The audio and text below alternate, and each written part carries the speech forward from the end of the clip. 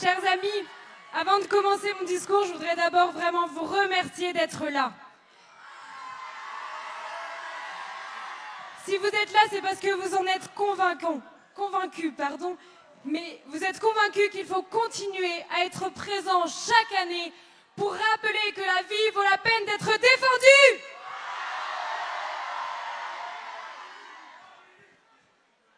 Chers amis, il y a en moi une petite fille à qui je disais que le vert était la couleur de l'espérance, me demanda naïvement « Qu'est-ce que c'est que l'espérance ?» J'eus un moment d'hésitation. Qu'est-ce que l'espérance?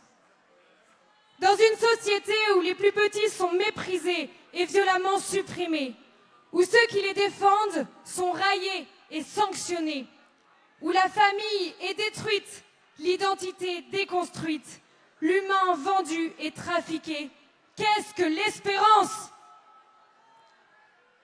Celui qui, un soir de désastre, piétiné par les lâches, désespérant de tout, brûle sa dernière cartouche en pleurant de rage, celui-là meurt sans le savoir en pleine effusion de l'espérance.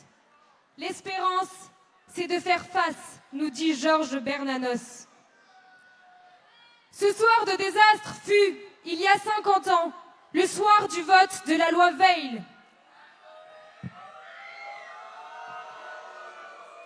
Mais nos prédécesseurs, à qui nous rendons hommage aujourd'hui, et vous tous qui étiez à leur côté ce soir-là, n'ont pas brûlé leur dernière cartouche.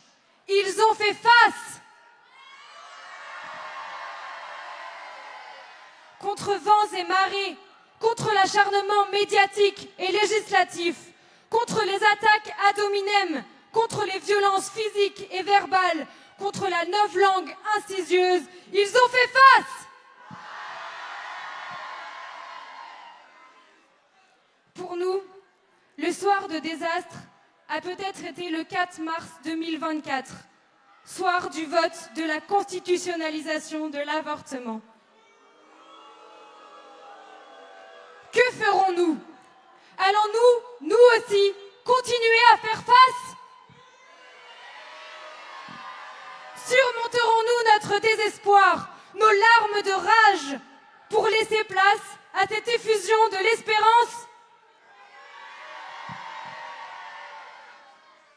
Bernanos écrivait encore « Qui n'a pas vu la route à l'aube, entre ces deux rangées d'arbres, toutes fraîches, toutes vivantes, ne sait pas ce que c'est que l'espérance.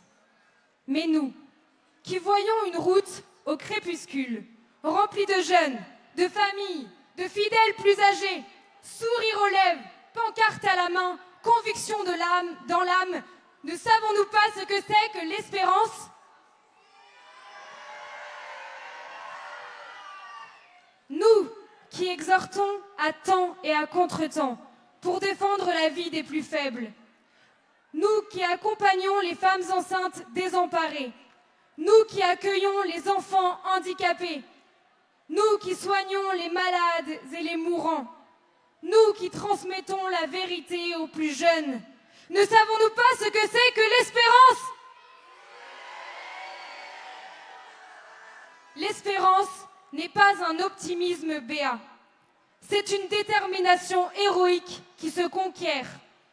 C'est un risque à courir, un grand risque. Mais pour quels fruits? Si les fruits ne sont pas pour le moment des victoires législatives, vous pouvez être sûrs qu'ils sont cachés, mais si nombreux. Chaque enfant sauvé est une victoire. Chaque personne convaincue est une victoire. Chaque jeune formé et engagé est une victoire. Chaque marche pour la vie est une victoire qui montre que nous n'avons pas déserté. Alors, ne soyons pas des défenseurs de la vie du bout du cœur ou du bout des lèvres. Et pour que, là où meurt l'espoir, brille l'espérance, redisons avec Charette cette belle devise. Combattu, souvent. Battu, parfois. Abattu,